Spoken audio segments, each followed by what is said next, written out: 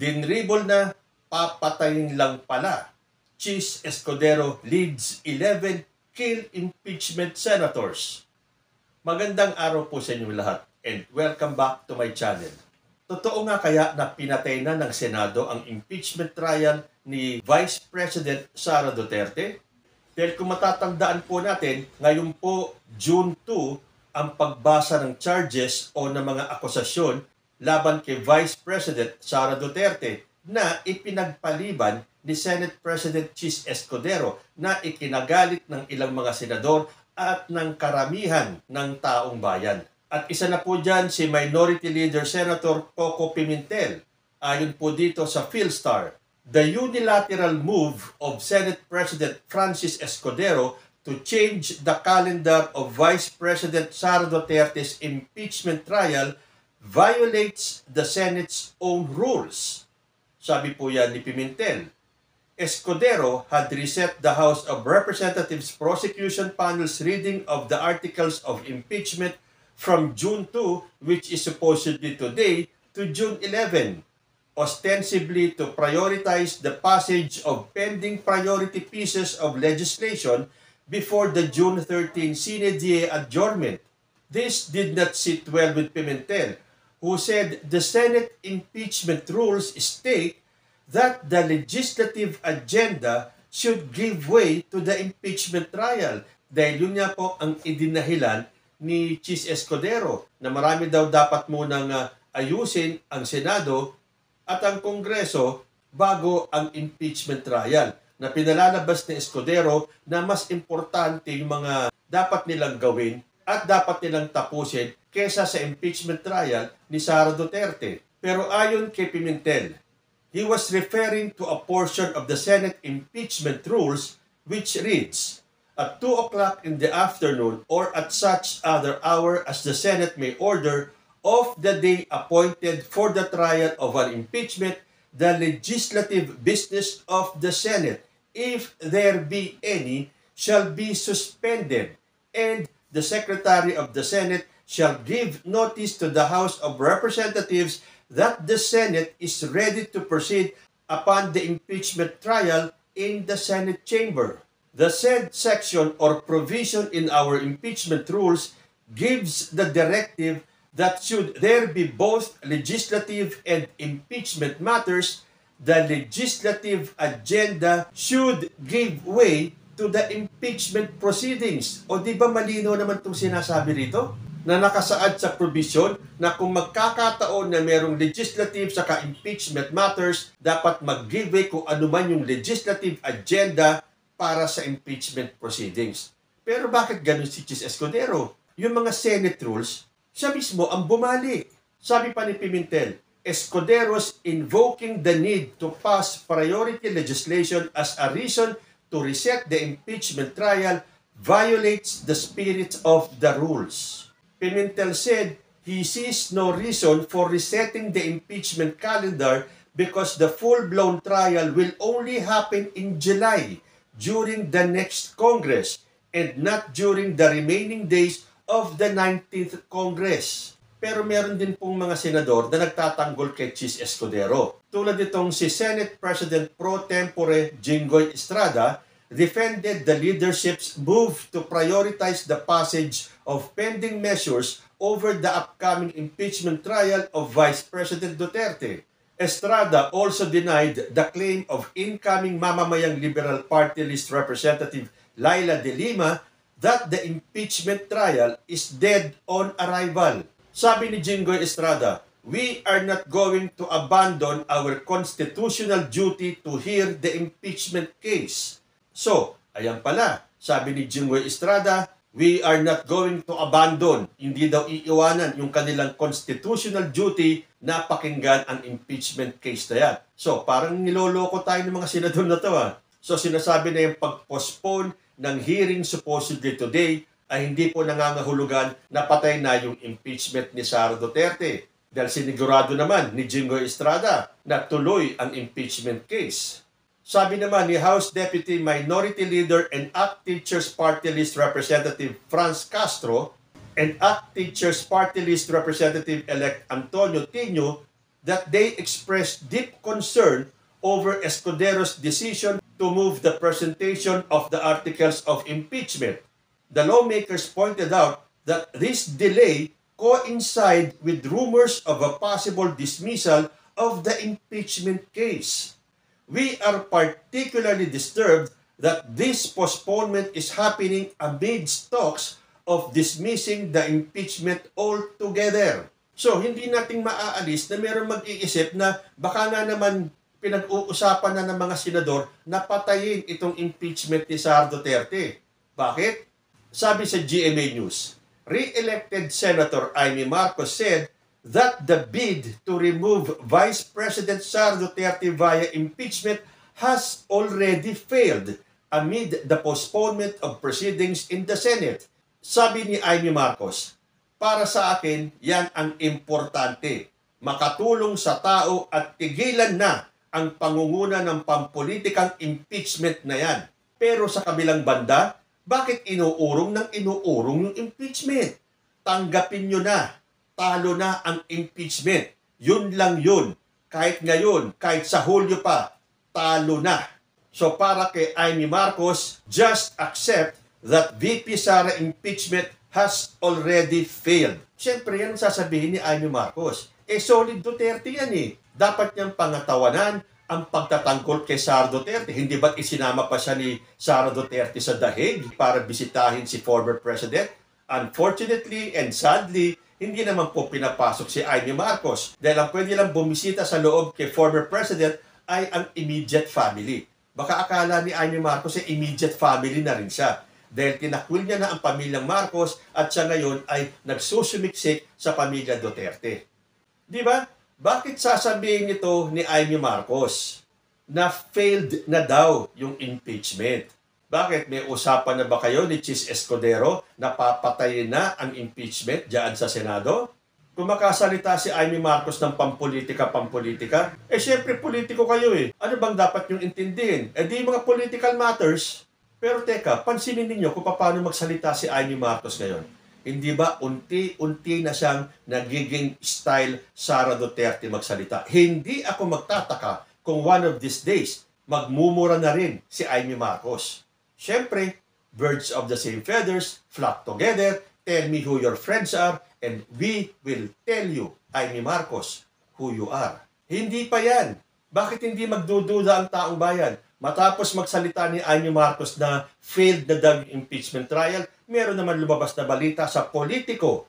Sabi dito, dinribol na, papatayin lang pala.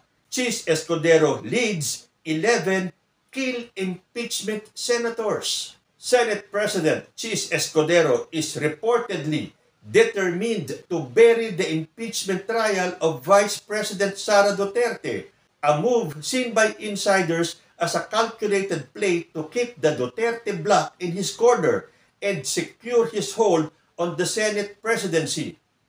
Ay nako, kapag ganito nababasa ko, nanlulumo na lang ako. Talagang ang ating mga senador, ang una nilang iniisip, yung pangsarili nila. Kung ano ang kahihinatnan ng kanilang posisyon kung sakali sila ay pumanig o hindi.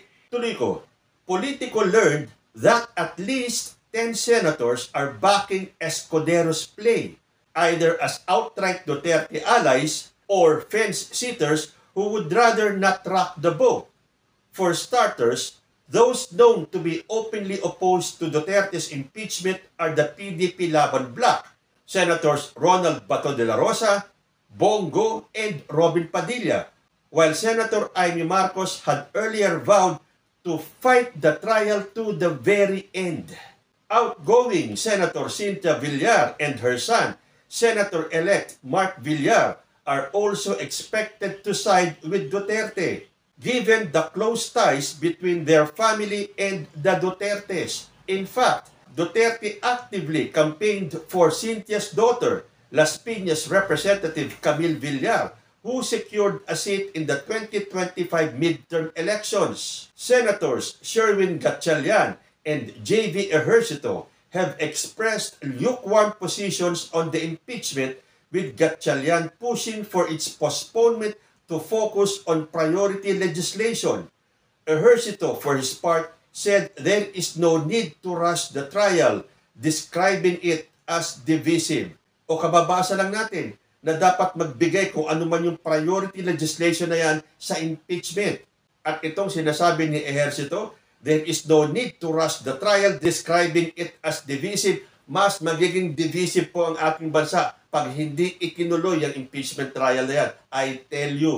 Sabi pa dito, insiders told Politico that Senators Joel Villanueva and Jinggoy Estrada are also reportedly inclined to support shelving the impeachment trial. Escudero's announcement that the articles of impeachment against Sara will be read on June 11, the last session day before Sine Die, fueled further speculation that he is running out the clock. The timing conveniently lets the Senate focus on priority measures while leaving the impeachment case to languish. Pundits believe Escudero's move to shelve the trial is aimed at maintaining the Duterte bloc's support to keep his hold on the Senate presidency. But for her part, Duterte has signaled she is ready for the showdown, saying she is eager for the trial to begin and describing it as a bloodbath. So ano kaya yun? Drama-drama ni Sara Duterte that she is ready and eager for the trial para daw matuloy yung bloodbath. Pero yung pala, alam niya na pinag-uusapan na ng mga senador na to na patayin ang impeachment trial na yan. Tandaan niyo po itong mga pangalan na to. Amy Marcos, Robin Padilla, J.B. Ejercito, Win Gatchalian, Cynthia Villar, Joel Villanueva, Jinggoy Estrada, Mark Villar, Bato de la Rosa, and Bongo, and Chis Escudero. Yan pong 11 yan. Ang sinabi dito sa balitang ito na sila ang mga kill impeachment senators. Subukan nyo po talaga. Hindi po natutulog ang taong bayan. Hindi nyo na matatanga at mabobobo ang mga Pilipino ngayon. Subukan ninyong patayin yung impeachment trial na yan. At tandaan nyo yung 88% na nagsasabing dapat harapin ni Sara Duterte ang kanyang mga aligasyon. God forbid, wag po sana magkaroon ng another people power para makita nyo ang galit ng taong bayan. Nilalaro ninyo ang taong bayan. May hangganan po ang lahat. Huwag niyong subukan at hintayin pumutok ang galit ng taong bayan. Dahil sigurado ako, hindi niyo magugustuhan yan. Tapos ngayon, ibinibintang na naman nila kay President Bongbong Marcos ang dahilan kung bakit daw papatayin ang impeachment trial ni Sara Duterte. Hindi nga ba kasi sinabi na ni President Bongbong Marcos na ayaw niya sa impeachment at may ibang legal na paraan naman daw para habulin si Sara Duterte. Pero nung na-impeach na si Sara Duterte, wala na po talagang magagawa si President Bongbong Marcos dyan dahil meron tayong separation of powers na hindi na pwedeng pakialaman ni Bongbong Marcos ang trabaho ng Senado. So nasa Senado na po lahat yan. At yan din ang sinabi ni Escudero ayon po dito sa GMA News. Marcos did not order postponement of reading of impeachment drafts versus VP Sara. President Ferdinand Bongbong Marcos Jr. was not behind the delay of the presentation of the articles of impeachment by the House Prosecution Panel against Vice President Sara Duterte before the Senate. No, it did not, sabi ni Senate President nung tinanong siya kung yung suspension ay galing kay Marcos. Sabi ni Escudero, on June 11, ipipresent ng Kamara ang articles of impeachment, pag-uusapan, pagdedebatihan, at kung wala ay i-refer yan sa Committee of Rules na magsisilbing senyal at hudyat para i-create ang impeachment court sa June 11 din. Susumpa kami. Iko-convene ang impeachment court, mag-a-approve ng rules at mag-i-issue ng summons. Doon magwawakas ang procedure na gagawin sa ilalim ng 19th Congress sa June 11. So ayan, sinabi ni Escudero kung ano ang mga magaganap sa June 11. Dapat tuparin nyo na yan. Dapat wala ng postponement. At doon sa sinasabing si President Bongbong Marcos daw, ang nag-utos para patayin ang impeachment dyan sa Senado, hindi po ako naniniwala dyan. Papaano naman yung House of Representatives? Di sila naman ngayon ang magagalit kay President Bongbong kung iuutos ni PBBM na tapusin at patayin yung impeachment na yan sa Senado. Kasi tinan natin, kung numbers at numbers din lang ang pag-uusapan, ilan po bang mga kongresista ang bumoto para ma-impeach si Sara Duterte? At ilan lang ba ang mga senador na boboto para ma-acquit si Sara Duterte? At tandaan ninyo, kung numbers din lang at numbers ang pag-uusapan, ilang milyong Pilipino po ang lalabas para ipakita persa ng masang Pilipino. So kung numbers din lang ang pag-uusapan, aba mag-isip-isip na kayo. Pero sabi naman ni House Speaker Martin Romualdez, everything is speculative at this point. Yun po ang tugon niya nang hingan siya ng reaksyon sa mga pangambang hindi matuloy ang impeachment trial laban kay Vice President Sara Duterte. So we are just hoping na matuloy ang impeachment trial ni Sara Duterte because the people has the right to know. So kung nakapaghintay na tayo ng June 2, makakapaghintay pa rin tayo hanggang June 11. At wag magkakamali si Amy Marcos at itong mga kill impeachment senators na yan. Dahil wag niyong ubusin ang pasensya ng mga Pilipino. Kayo po, ano ang masasabi ninyo? Comment lang po down below and I will see you in my next video. Diyos ti Agnina.